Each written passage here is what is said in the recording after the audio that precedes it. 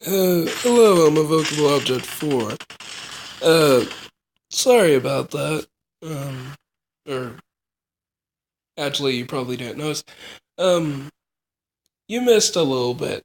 You didn't miss, the dialogue, a Gabriel dialogue, so you didn't miss a new dialogue at all. Uh, so I guess I'll just start from here. Um, it's a little bit after I got trapped in the bathroom. That's where we're at, where I'm trying to get sleep again. Soon after, weariness invaded my mind and I fell asleep. Returning there again, waking up again, it was always the same. After several cycles, I didn't know if I was awake or just dreaming that I was awake. Everything felt the same, like a never-ending parade. Memories lined up, marching in my head, one after the other. My sobs, my fear, my uneasiness, I couldn't escape them. That's why I didn't realize what happened later. Strange sound woke me up. When I opened my eyes, I noticed I was lying on the ground, and the light at the end of the hallway dazzled me. There was a persistent buzzing sound coming from my pocket, most likely my cell phone. I remembered that my cell phone couldn't be ringing, as I had run out of battery a while ago. How could I be receiving a phone call now? What? Stared at the screen dumbfounded. The name that had appeared was someone I knew. But it couldn't be right. It couldn't be him. How was that possible? He was a close friend I liked very much, and he died months ago when he put his foot on a landmine. The person who was calling me was dead. It couldn't be him. Surely someone had borrowed his cell phone somehow. It had to be a mistake. I decided to pick up the phone nonetheless, and brought it to my ears anxiously. Shh. You can't escape. Shh. Then there was only haunting, unearthly noises left on the other end of the phone. Unusual sounds as if someone had really called me from hell.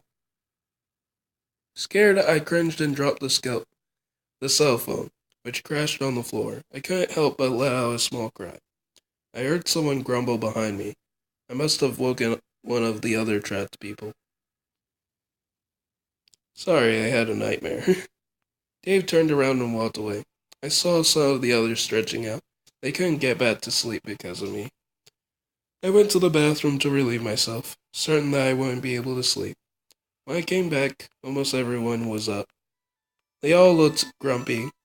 It was no wonder after such a rough night. Plus, it was obvious that our hope of being rescued during the night was shattered. What's the rescue team doing? They should have been here long ago. Who knows? Maybe we're not that important to them. Or maybe something else happened on the surface while we're down here. Another disaster elsewhere that's keeping them busy. I would love to be able to drink coffee right now. Too bad there's no dispenser near the bathroom. I'm sure it would have been working anyway. How unlucky for us. I'm sure some were even less lucky than us and were crushed by collapsing walls during the incident. Let's talk about something else. Yeah, I agree. I too had to forget. Now is the perfect time to chat with someone and erase my latest sleepless night. Gabriel. I went to Gabriel hoping he would help me pass the time. I guess we're all missing our homes, right? Don't know. I don't feel that welcome out there anyway. What do you mean? Well, how do I put it into words? Sometimes I feel like I'm only considered as the leftovers of a human being, a second thought, a nuisance. I have some friends and a family, it's true, but do they really miss me? Maybe they're relieved I'm not there anymore. The great thing when you're physically disabled like myself is there's no pretending. You put all your cards on the table. Stupid people will automatically avoid you, and only the most interesting ones will dare approach you. I can't imagine. I can't imagine how deceitful being normal actually is. You think everyone you like cares about you, but really, what guarantee do you have? But even with that advantage, if we can call it that, there's always a chance. A chance the people I talk to are thinking of me as a nuisance. Sorry about that. Don't say that. You're not a nuisance. Then why does everyone I cross path with I cross paths with make me feel this way? Weird choice of spelling. Um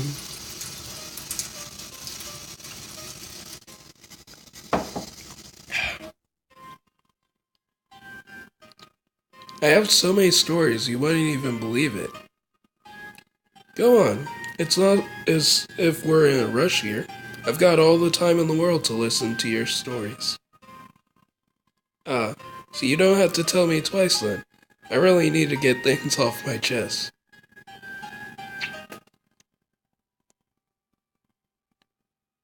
Well, I hate taking the bus. I always have to be on my guard to ensure that the driver doesn't forget me. Like when I need to ask him to open the door for me. If there are too many people on the bus, you can bet he's gonna forget I'm there. It's annoying. I hate going to class more than once. I got stuck in front of the steps because there was no other way to get to the bathroom, and no one bothered helping me. Sometimes even the teacher passes me by. I feel stupid every time. Or when they don't want to change the bathroom for an exam, even change the classroom for an exam, even though my friends have explained that I can't reach the place. I hate when I have to go to the supermarket and the sales assistant won't look me in the eyes when I talk him, and just replies to my personal carer instead, like I'm not even there. And most of all, I hate people who touch me like I'm some poor kid in need of affection. I swear, I'd behead them if I could. I'm not a teddy bear. I hate people who touch my hair or my cheeks just because I'm in a wheelchair. Especially my neighbor, the one who's parking in my reserved spot all the time. I hate people. I wish they'd treat me like a human being. Is that too much to ask? I wouldn't say it's too much. You deserve respect too. So yeah, is there really someone worried about me out there? I don't even know. Maybe they all pretend to care because they pitied me or something. I miss my computer more than anything right now.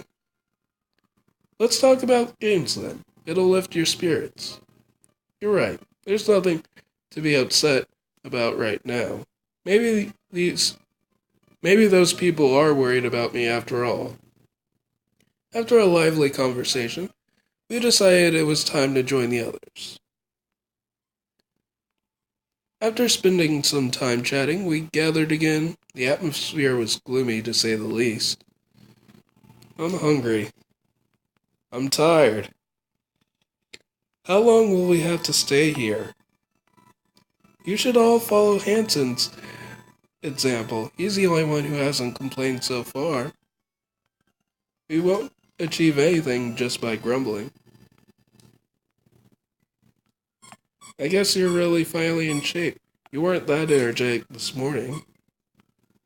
Hey, I'm not perfect, and I did say Hasten was the only one not complaining. I included myself in your bunch. Let's take our last meal then. It may help a little. Like yesterday, each of us got half a biscuit and a portion of water. And there went our last rations. Since Hasten had a separate bottle, he still had some left, but it was obvious that it wouldn't last long either. Still hungry. Of course you are. It's only half of a biscuit after all. I know it's not the most comfortable situation, If we don't expend that much effort, it should be okay. I can't wait for the rescue team to come. I've got so much work to do at home. How can you think of work first? Well, I had to work overtime these last days to finish on time. I can't let all that go to waste.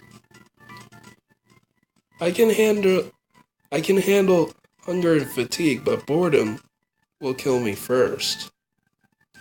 I know, I have a deck of cards in my pocket. Let's play together. Good idea. And so we sat in a circle to play cards. I wasn't exactly fond of card games, but I went along with them in order to occupy my mind. Aline declared that Hasten would be the referee, which made him roar with laughter. Don't get fooled, folks. You have a pro in front of you. I'm unbeatable. We'll see about that. I must say I'm quite skilled myself. I'm pretty sure I can beat you. Yeah, right. Dream on, Sonny. It's been a while since I last played cards. I hope I'll do okay. Don't worry, the most important thing right now is to have fun. Right, Hasten? See? You think so too. Let's wait for the rescue team while doing something for a change. And so we played together for hours while laughing. It really was a convivial moment. It made me think of my former comrades. When we had to go to war, there was always a period of calm. Either the higher-ups were thinking of a plan, or the enemies hadn't made a move yet because they didn't know how we'd react. But there were always times like this, when we were playing cards together, trying to forget the situation and have a good time. It wasn't much, yet this moment made me feel a little happy inside. More memories were coming back. Not the screams, but the laughter. It had been so long since I'd felt that way, it was almost refreshing. Time flew by, and as she had predicted, Aline defeated us hands down. She really was something. Losing interest, we finally split up and went about our separate business. Aline was trying to take a nap in a corner while Alicia, Gabriel, and Dave chatted in another.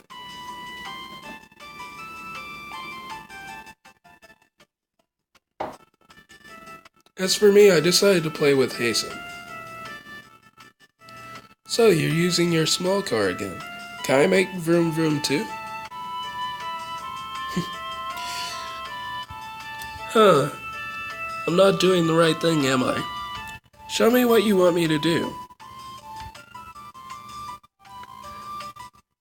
I was trying to understand what Hasten was doing when I heard an exclamation.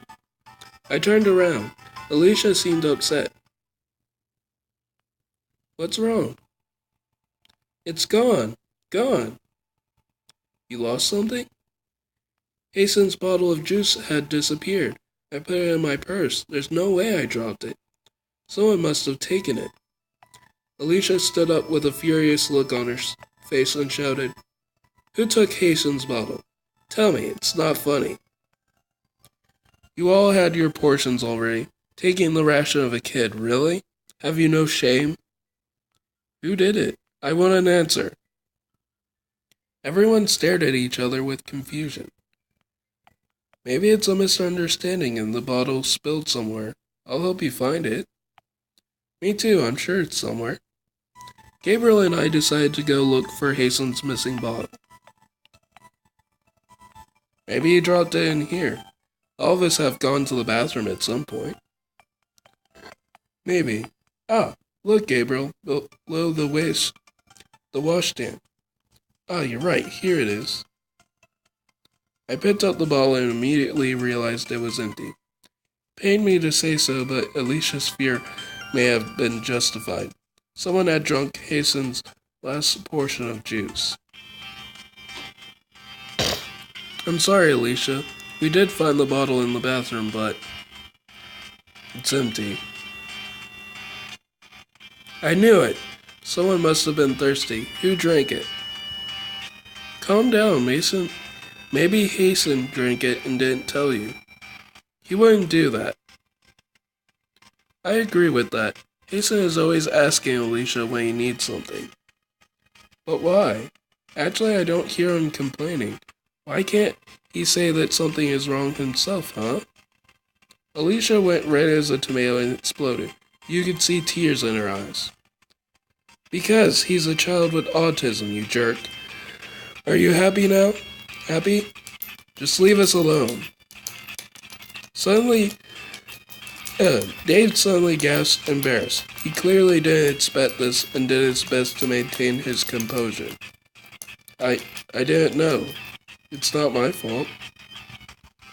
Oh yeah, it's not your fault? That's too easy. You don't have to know he's disabled to treat him properly, you know. Since the beginning, you've been picking on him. It's not his fault if he can't make himself understood that easily. I bet you're the one who took his bottle, aren't you? You thought it was funny to steal something from a defenseless child. Is that it? It wasn't me, I swear. Why would I do that? And why are you blaming me? Gabriel did say at some point that he was thirsty. It could have been him too. Are you trying to say I'm the culprit? That I drank from Hasten's bottle? No, I just said it could have been you. Wait, why are you so defensive all of a sudden? Are you the thief after all? What? How would I have done that? You went to the bathroom earlier. You could have stolen it then without us noticing. Oh yeah, with my wheelchair making that noise. You think you wouldn't have heard me pass by Alicia's purse? Not like I'd look very suspicious trying to bend down. You didn't think that through, did you?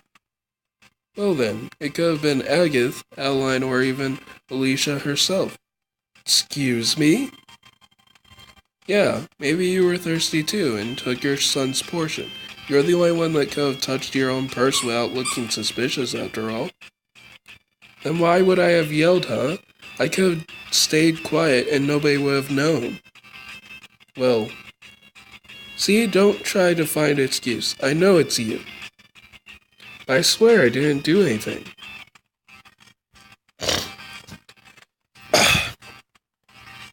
The tension was palpable. I didn't know what to say, if anything. I felt powerless. Above all, I felt sad for Alicia and Hasten. Alicia was clearly infuriated. Dave had gone too far by mocking the child all the time, but he cringed at his mistake. He didn't like looking like the villain. Adeline was quiet. I could see she was very sad, whereas Gabriel looked angry, as if on the verge of taking it out on someone. Hasten had rushed in a corner of the room after the dispute and wouldn't move an inch from there. I could see him keeping his hands on his head, swinging his legs rhythmically. I guess it was his unique way of calming himself. I felt I understood his functioning a bit better now that I knew the right term. Hours passed by with nobody daring to let slip a word. I couldn't bear a silence this heavy. I had to do something, else I became more agitated. Alicia had given Hanson something to soothe him, and she seemed a bit more composed than earlier. Maybe it was the right time to chat with someone and try to ease this tension. Gabriel! I went to Gabriel. Are you alright? Could be better. That quarrel was really something. The words still ring in my head. They're painful. It reminds me of my parents. How so? Well, it's a bit complicated. I know they're doing their best, that they're trying to accept me as I am. But each time we talk, their speech conveys how badly they wish I was normal.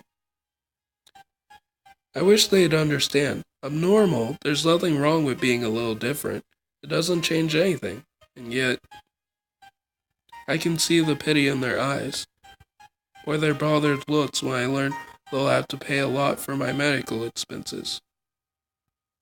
By the way, did you know that this wheelchair costs 20,000 yen? €20,000? Oh, sorry. Oh, that's a silly mistake. That's a very silly mistake.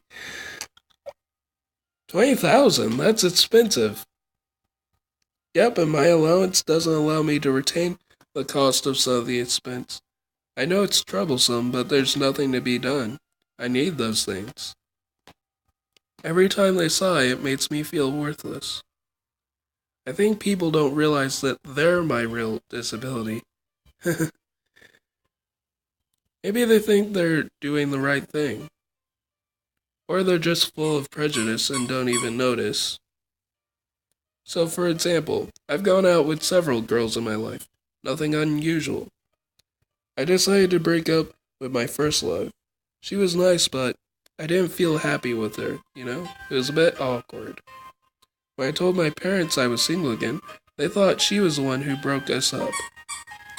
Then they asked me why I had done it, that this girl was so nice, and that I shouldn't be so picky, and instead consider myself lucky. But I didn't feel at ease with her. I wanted to find someone who truly loved me and accept me for who I am.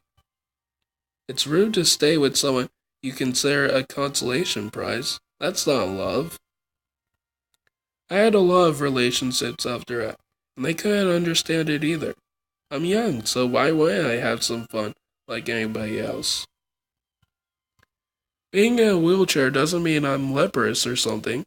It's not contagious. Plus, anyone near my age would want to have sex with someone too. Sometimes I wonder if people will realize that there are more sexual positions than just missionary. Not to mention, there's more to the act than just positions, incidentally. Even if my last relationship was a failure, I don't think it's wrong of me to be picky. I don't want just anyone. I want someone who will love me. And I think that's a good thing. Thank you. I wish people would stop thinking that I'm a poor little thing. Or just acting like Dave in general. You don't like him very much, do you? It reminds me of my father, so there's not much going for him. It's true that he can be very tactless sometimes, but don't let his words get to you. It's not easy, but I'll try. After this conversation, we decided it was time to go to sleep. I'm gonna save real quick, just because I feel like saving.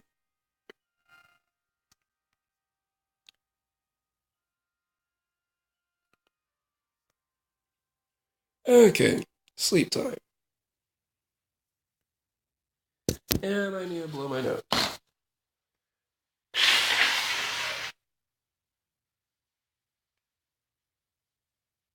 Ugh, golly.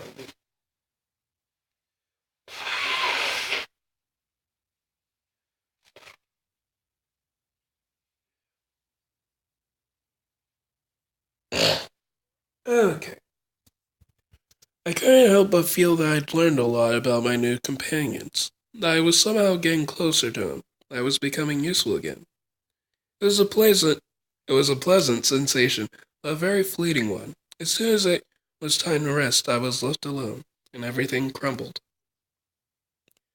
No matter how hard I tried to forget during the day, the night was never as merciful. I couldn't go to sleep to see those nagging nightmares again. War had left a deep injury on my heart, and nothing can ever stay as it was before that. That night, I remembered what I had done. My unit had been sent to another country to bring civilization, they said. Their political leader was a dictator, they said. He had powerful weapons, they said.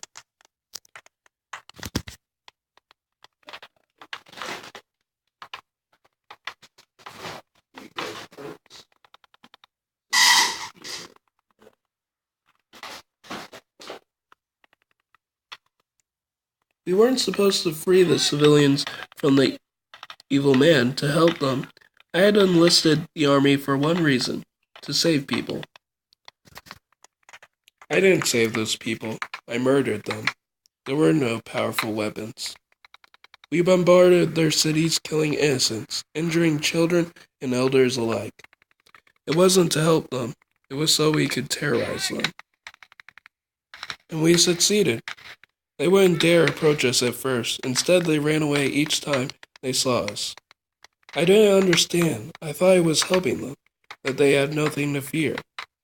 Then they began to rebel. They cursed us. They spat on us. I finally understood. I understood that we were destroying their homes, killing their beloved, burying all they ever loved.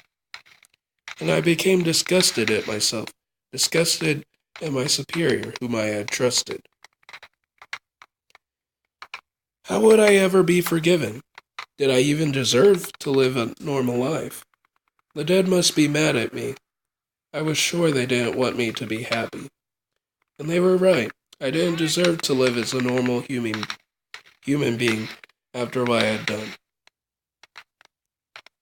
This, my mind knew all too well. My mind made me relive this nightmare for all eternity. It was my punishment, my atonement for my sins. Yeah, I couldn't live like this. The burden was too heavy to carry. I had to forget it in any way possible. I woke up in the middle of the night, unable to go back to sleep. I went to the bathroom to relieve myself. As I entered, lost in my thoughts, I noticed an unusual smell, something like blood. When I looked at the mirror, I ended up stepping back immediately. There was a corpse inside the mirror, one of the soldiers. He was here to punish me. To be sure, I would rot in hell just like him. You can't escape your fate. Panicked, I brought my hand to my mouth. I was breathing heavily. What do I do?